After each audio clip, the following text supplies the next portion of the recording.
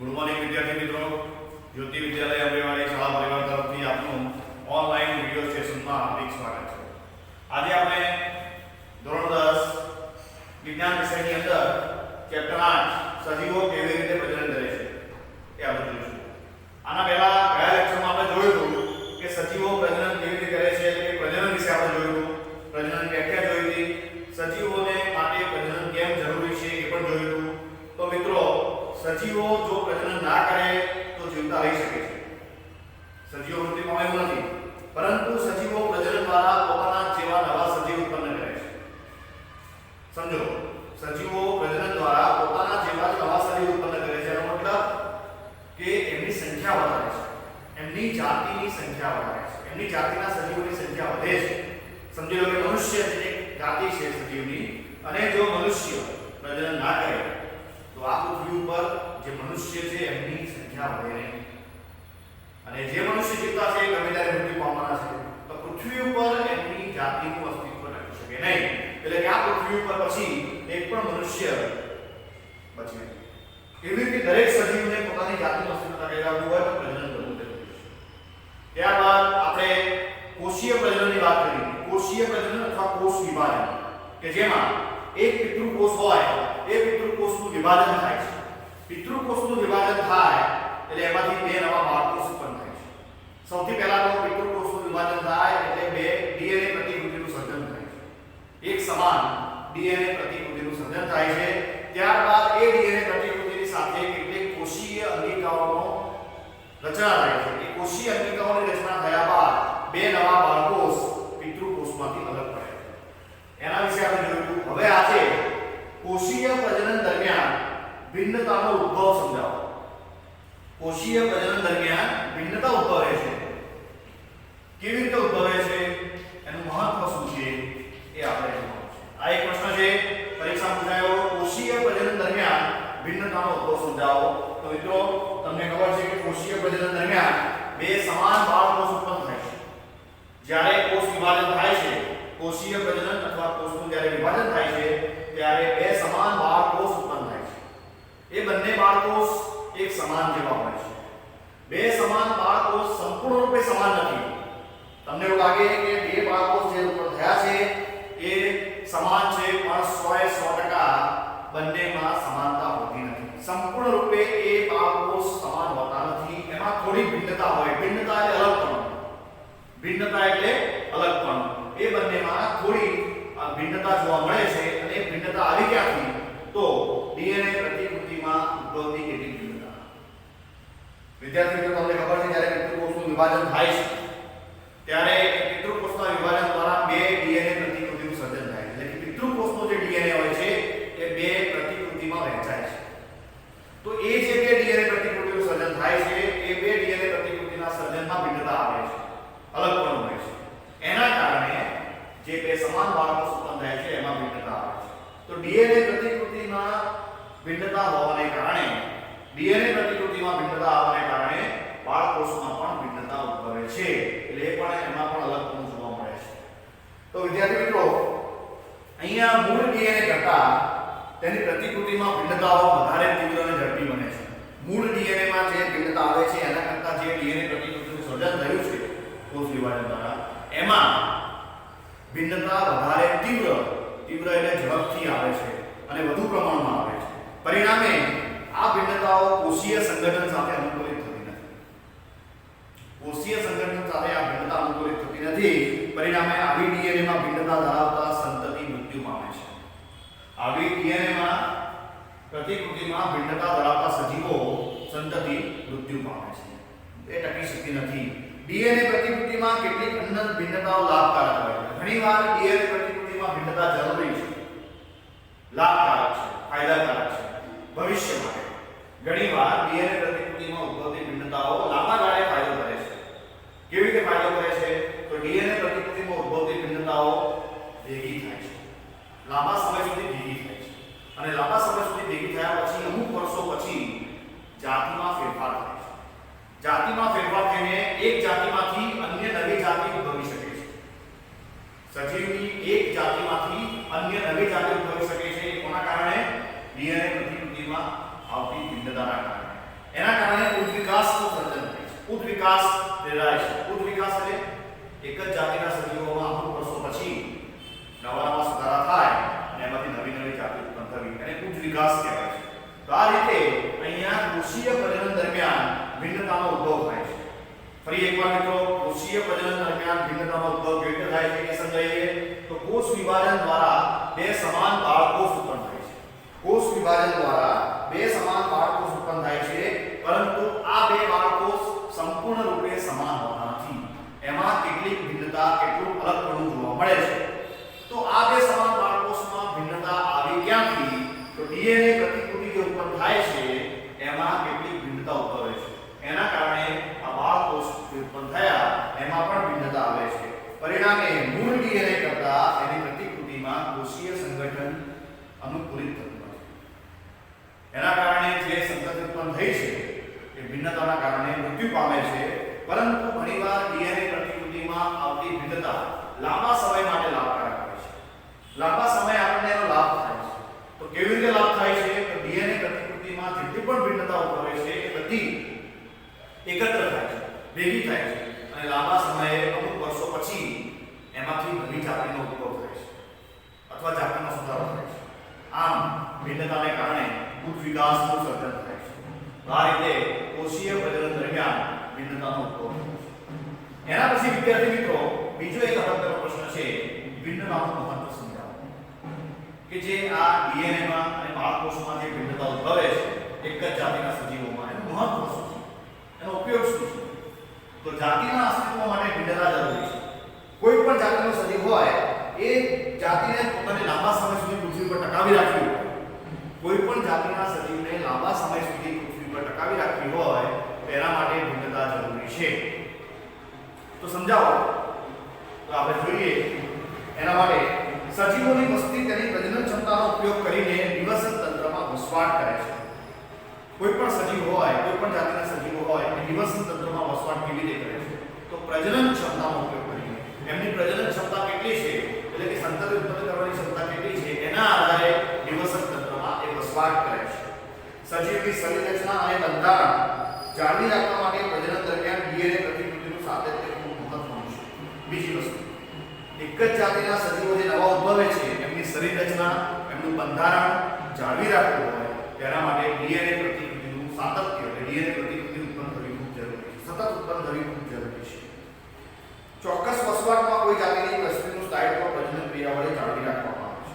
હવે ઘણીવાર એવું બને છે નિવસન તંત્રમાં જ્યાં સજીવો વસવાટ કરે છે ત્યાં કોઈ કુદરતી ઘટના બને છે, વાતાવરણમાં કુદરતી ફેરફાર થાય, ખરાબ ફેરફાર થાય, તાપમાનમાં ફેરફાર થાય, તાપમાન વધઘટ થાય, પૂર આવે, તો આ બધી કુદરતી ઘટનાઓ સામે ઘણી વખતે સજીવો ટકી શકતા નથી. તો જે સજીવો ટકી શકતા નથી, આસપાસના પર્યાવરણના પ્રતિકૂળ ફેરફાર સામે એ સજીવો મૃત્યુ પામે છે. પરંતુ બધા સજીવો મૃત્યુ પામતા નથી. અમુક સજીવો જેવા હોય છે જે આસપાસના વાતાવરણમાં જે ફેરફાર થાય છે એની સામે ટકી શકે છે. તો નિવસન તંત્રમાં જ્યારે ફેરફાર થાય છે ત્યારે વસ્તીમાં પ્રજનન ક્ષમતા પર અસર થાય છે.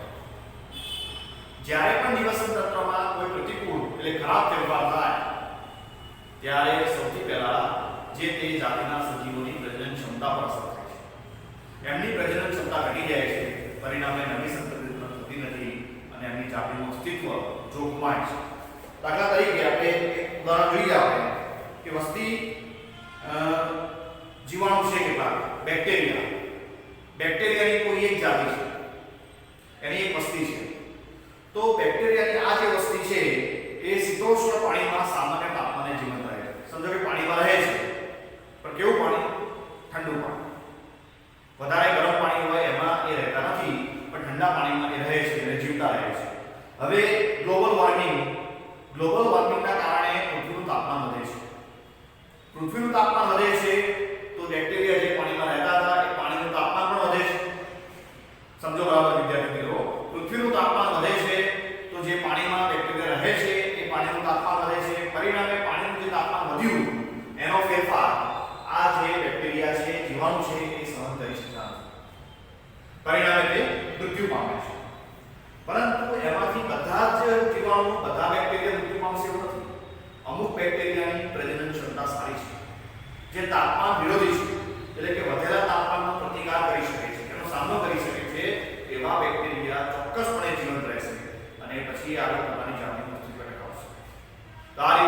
ભિન્નતા જાતિના અસ્તિત્વ માટે ખૂબ જરૂરી છે. વિદ્યાર્થી મિત્રો, જ્યારે કોઈ એક જ જાતિના સજીવોમાં ભિન્નતા આવે ત્યારે એ સજીવોમાં કેટલીક હરીફાઈ જોવા મળે છે. એ હરીફાઈ અહીંયા જોવા મળતી નથી. જો એક જ જાતિના સજીવો બધા જ 100% સમાન હોત તો એ જાતિમાં સજીવોમાં હરીફાઈ જોવા મળે, ખોરાક માટે, રહેઠાણ માટે, પોષાક માટે, અને હરીફાઈના કારણે એકબીજાને લડે, એકબીજા સાથે લડીને મૃત્યુ પામે. પરંતુ જો એક જ જાતિના સજીવમાં ભિન્નતા હશે તો હરીફાઈ નહીં રહે. હરીફાઈ ઓછી થઈ જશે, પરિણામે તેઓ એકબીજા સાથે લડશે નહીં અને પોતાની જાતિનું અસ્તિત્વ ટકાવી શકશે. આ રીતે આપણે ભિન્નતાનું મહત્વ એટલે ટૂંકો પ્રશ્ન જોયો કે જાતિના અસ્તિત્વ માટે ભિન્નતા જરૂરી છે સમજાવો. હવે એના પછી એક બીજો નાનો ટૂંકો પ્રશ્ન છે વિદ્યાર્થી મિત્રો, ડીએનએ પ્રતિકૃતિનું પ્રજનનમાં શું મહત્વ છે? ડીએનએ પ્રતિકૃતિ એટલે કે જે કોષીય વિભાજન થાય છે, કોષીય પ્રજનન થાય છે, એમાં જે બે ડીએનએ પ્રતિકૃતિ એટલે કે નકલ તૈયાર થાય છે ડીએનએની, એનું સર્જન, તો એ સર્જનના પ્રજનનમાં શું મહત્વ છે, એનો ઉપયોગ શું છે? પહેલું, પિતૃમાંથી એમની સંતતિમાં આનુવંશિક માહિતીના વહન માટે. વિદ્યાર્થી મિત્રો, તમને ખબર છે કે માતા પિતાના જે લક્ષણો હોય છે એ સંતતિમાં ઉતરી આવે છે. દેખાવ, શરીરની રચના, સ્વભાવ, વિચારશક્તિ, માતા પિતાના જે ગુણધર્મો છે, લક્ષણો છે એ સંતતિમાં એટલે કે સંતાનમાં આવે છે. એ માહિતીને આનુવંશિક માહિતી કહેવાય છે. એ માહિતીને શું કહેવાય? આનુવંશિક એટલે કે પિતૃ પેઢીમાંથી લક્ષણો સંતતિમાં ઉતરી આવવા, એવા લક્ષણોને આનુવંશિક લક્ષણો અથવા આનુવંશિક માહિતી કહેવાય છે. વારસાગત લક્ષણો પણ કહી શકાય. બરાબર? તો આ આનુવંશિક માહિતી અથવા વારસાગત માહિતી પિતૃમાંથી સંતતિમાં કોણ વહન કરશે? ડીએનએ. કોણ વહન કરશે? ડીએનએ પ્રતિકૃતિ એનું વહન કરશે. પિતૃમાંથી આનુવંશિક માહિતીનું સંતતિમાં વહન કરે. બીજું મહત્વ એ છે કે ડીએનએમાં જો ફેરફાર થાય, ડીએનએમાં ફેરફાર થાય તો એના કારણે ભિન્નતાઓ સર્જાય છે. હવે એક જ જાતિના સજીવમાં ભિન્નતા ક્યારે સર્જાય? પહેલો પ્રશ્ન આ છે. એક જ જાતિના સજીવો હોય એમાં ભિન્નતા ક્યારે સર્જાય? તો એક જ વસ્તુના કારણે ભિન્નતા સર્જાય, ડીએનએમાં ફેરફાર થાય તો. એક જ જાતિના સજીવોમાં જો ડીએનએમાં ફેરફાર થાય તો એના કારણે ભિન્નતા ઉત્પન્ન થાય છે અને એ ભિન્નતા પ્રજનનમાં સર્જાતી જાતિના ઉદ્ભવ વિકાસ માટે ખૂબ જરૂરી છે. એ આપણે અગાઉ જોઈ ગયા. એક જ જાતિના સજીવમાં જે ભિન્નતા છે એ ઉત્પન્ન થાય તેના કારણે એક જ જાતિના સજીવમાં આ જાતિ નવી જાતિ ઉત્પન્ન થાય છે, જાતિમાં ફેરફાર થાય છે, જાતિમાં સુધારો થાય છે, જેને આપણે ઉદ વિકાસ કહીએ છીએ. ઉદ વિકાસ એટલે શું વિદ્યાર્થી મિત્રો? એક જ જાતિના સજીવમાંથી નવી જાતિના સજીવો ઉત્પન્ન થવા, લાંબા ગાળે એક જ જાતિના સજીવમાંથી લાંબા ગાળે નવી જાતિનો ઉદ્ભવ થવો એને ઉદ વિકાસ કહેવાય છે. તો આ બે એના ફાયદા છે. ડીએનએ પ્રતિકૃતિનું પ્રજનનમાં શું મહત્વ? પરીક્ષામાં ટૂંકો પ્રશ્ન, 2 માર્ક્સનો પ્રશ્ન એ પૂછી શકાય કે ડીએનએ પ્રતિકૃતિનું પ્રજનનમાં શું મહત્વ? તો પહેલું, પિતૃમાંથી એમની સંતતિમાં આનુવંશિક માહિતીના વહન માટે, એટલે કે માતા પિતાના લક્ષણો સંતતિમાં આવે છે એ આનુવંશિક માહિતી છે અને આનુવંશિક માહિતી વહન માટે ડીએનએ પ્રતિકૃતિ જરૂરી છે. બીજું મહત્વ એ છે ડીએનએમાં ફેરફારને કારણે ભિન્નતા સર્જાય છે. એક જ જાતિના સજીવમાં ભિન્નતા ક્યારે આવે? જ્યારે એક જ જાતિના સજીવમાં ડીએનએમાં ફેરફાર થાય ત્યારે ભિન્નતા સર્જાય છે અને એ ભિન્નતાને કારણે જાતિનો વિકાસ થાય છે. એના પછી બીજો નાનો પ્રશ્ન છે વિદ્યાર્થી મિત્રો, સજીવોમાં ભિન્નતા જાતિઓ માટે લાભદાયક છે પરંતુ વ્યક્તિગત રીતે આવશ્યક નથી. આ એક નાનો પ્રશ્ન, ટૂંકો પ્રશ્ન છે. તેમાં શું મહત્વ છે એ જોઈએ. તો અહીંયા એક નાનો પ્રશ્ન એવો છે કે સજીવોમાં ભિન્નતા આખી જાતિ માટે લાભદાયક છે. સજીવોમાં જે ભિન્નતા આવે છે એ અમને આખી જાતિ માટે લાભદાયક છે, પરંતુ કોઈ એક વ્યક્તિ માટે, પર્સનલ વ્યક્તિગત માટે એ જરૂરી નથી. તેનો જવાબ એ છે પ્રજનનમાં ડીએનએ પ્રતિકૃતિનું સર્જન એ મૂળભૂત ઘટના છે. જ્યારે કોષીય પ્રજનન થાય છે, કોષ વિભાજન થાય છે, ત્યારે ડીએનએ પ્રતિકૃતિનું સર્જન તો થાય જ છે. એ તો મૂળભૂત ઘટના છે. ડીએનએ પ્રતિકૃતિના સર્જનની ક્રિયા કેટલીક ભિન્નતાઓ દર્શાવી શકે છે. મેં અગાઉ વાત કરી પ્રમાણે ડીએનએ પ્રતિકૃતિ જે ઉત્પન્ન થાય છે એમાં કેટલીક ભિન્નતાઓ આવે છે, એનું સર્જન થાય છે. આ ભિન્નતાઓ લાંબા ગાળે ઉદ્ભવાય છે. તો ડીએનએ પ્રતિકૃતિમાં જે ભિન્નતા આવે છે એ વ્યક્તિગત રીતે ઉપયોગી ના પડે. એટલે કે વ્યક્તિગત એટલે કોઈ એક માણસ, કોઈ એક સજીવ માટે એ જે ભિન્નતા આવી છે એ એ ઉપયોગી ના પણ થાય, પરંતુ લાંબા ગાળે અમુક વર્ષો પછી એ ભિન્નતા એકત્રિત થતી રહે છે. ડીએનએમાં જેટલી પણ ભિન્નતા આવે છે એ બધી ભિન્નતાઓ લાંબા વર્ષ પછી અમુક સમય પછી એ બધી ભેગી થતી રહે છે અને આખી જાતિના સજીવો માટે એ લાભદાયક બને છે. વ્યક્તિગત રીતે આ રીતે લાંબા સમયગાળા માટે ભેગી થતી રહે છે અને જાતિમાં ફેરફાર થાય છે, એટલે કે જાતિમાં સુધારા, જાતિમાં ફેરફાર થાય છે. બની શકે કે નવી જાતિનો પણ ઉદ્ભવ થાય છે અને આ રીતે ઉદ્ વિકાસ ઉત્પન્ન થાય છે. આ રીતે આ એક નાનો પ્રશ્ન છે, એ પણ પરીક્ષામાં લેવામાં પૂછી શકાય કે સજીવોમાં ભિન્નતા જાતિઓ માટે લાભદાયક છે પરંતુ વ્યક્તિગત રીતે આવશ્યક નથી. તો મેં વાત કરી એ પ્રમાણે એનો જવાબ એ છે કે ડીએનએ પ્રજનનની અંદર જ્યારે કોષનું પ્રજનન થાય છે ત્યારે ડીએનએ પ્રતિકૃતિનું સર્જન થાય જ છે, એના વગર પ્રજનન શક્ય નથી. તો ડીએનએ પ્રતિકૃતિનું સર્જન થયું, હવે એ ડીએનએ પ્રતિકૃતિનું સર્જન થયા પછી એમાં કેટલીક ભિન્નતાઓ આવે છે, કારણ કે 100% સમાન હોતી નથી. ડીએનએ પ્રતિકૃતિનું સર્જનની સાથે કેટલીક ભિન્નતાઓ ઉદ્ભવી શકે છે. હવે આ જે ભિન્નતા છે એ કોને લાભદાયક છે? તો વ્યક્તિગત રીતે કોઈ પણ સજીવને લાભદાયક નથી. ઉત્પન્ન થયેલી ભિન્નતાઓ વ્યક્તિગત રીતે કોઈ એક સજીવને ઉપયોગી ન બને, પરંતુ આ ભિન્નતાઓ લાંબા સમયગાળા માટે ભેગી થતી રહે છે. અહીંયા સજીવમાં જે ડીએનએ પ્રતિકૃતિમાં ભિન્નતા આવી, એ ભિન્નતાઓ લાંબા સમયગાળા માટે ભેગી થતી રહે છે અને એ જાતિમાં ફેરફાર સર્જી શકે છે. એ ભિન્નતાઓ લાંબા સમય પછી કોઈ એક જાતિના સજીવમાં ફેરફાર સર્જી શકે છે. બની શકે છે એમાંથી નવી જાતિનો ઉત્પન્ન થાય છે. આ ફેરફારો વિકાસ પ્રેરી શકે છે અને એના કારણે વિકાસ થવા મળે છે. બરાબર? તો વિદ્યાર્થી મિત્રો, આજે આપણે કોષીય પ્રજનન દરમિયાન ભિન્નતાનો ઉદ્ભવ એ સમજ્યા. એના પછી જાતિના અસ્તિત્વ માટે ભિન્નતા જરૂરી છે સમજાવવાનો એક પ્રશ્ન સમજ્યા. ડીએનએ પ્રતિકૃતિનું પ્રજનનમાં શું મહત્વ છે એક નાનો પ્રશ્ન છે, પરીક્ષા પૂછાય છે, એ સમજ્યા. સજીવોમાં ભિન્નતા જાતિઓ માટે લાભદાયક છે પરંતુ વ્યક્તિગત રીતે આવશ્યક નથી, કેમ? એ આપણે સમજ્યા. તો આ ચારેય પ્રશ્નોના જવાબ તમારે ગૃહ કાર્યની અંદર, લેસનની અંદર વિજ્ઞાનના ચોપડામાં લખવાના રહેશે. હું એ લખું છું એ પ્રમાણે પ્રશ્નો તમારે ગૃહ કાર્યની અંદર લખવાના રહેશે.